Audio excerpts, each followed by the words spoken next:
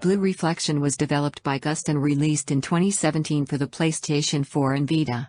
Blue Reflection's premise is that you play as a magical girl, one tasked with saving her classmates in the world, from massive monsters that are drawn to her high school, or more precisely, the mysterious singularity that occupies the same space.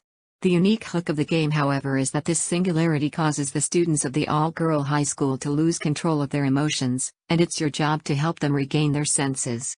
This is partly accomplished by doing battle in different magical realms governed by emotion, but also by that magical power that we all possess: empathy.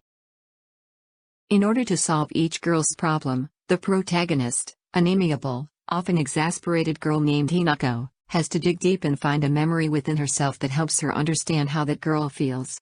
These glimpses into the innermost thoughts of each girl offers not only insight into their character, but the flashbacks into Hinako's past flesh out her background as well. Getting to know each of the characters is where a lot of the meat of Blue Reflection's story hides and is both its greatest strength and weakness. Let's take a look at the game as a whole though and circle back to that later. Visually, Blue Reflection is stunning. Most of the time, the character models can look gorgeous one moment and outdated the next, sometimes within the same scene, depending on the quality of the lighting, but as a whole it looks great.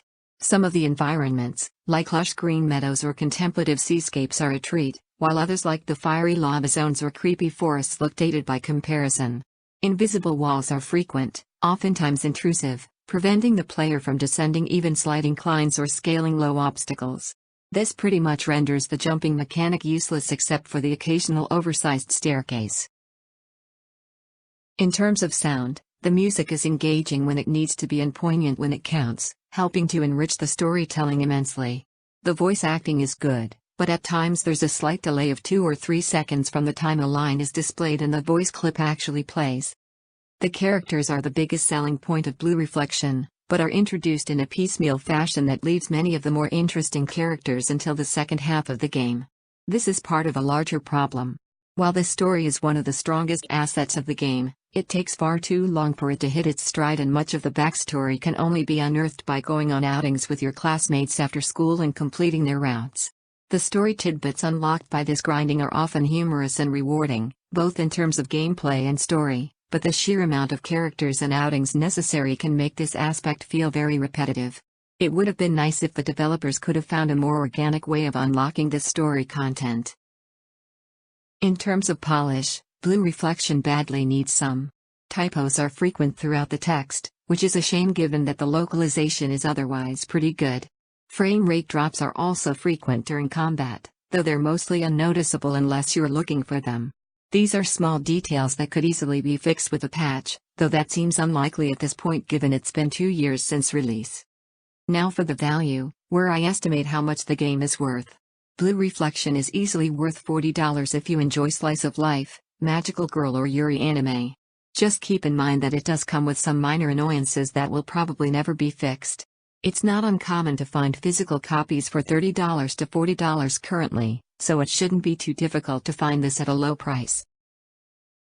Lastly, let's talk about what is needed going forward.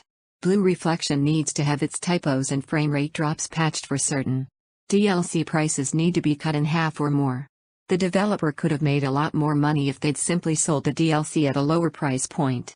Going forward, I would love to see Blue Reflection get a sequel, but Gust has been remarkably evasive about making a second game despite the fact that its sales were just as strong as their Atelier titles.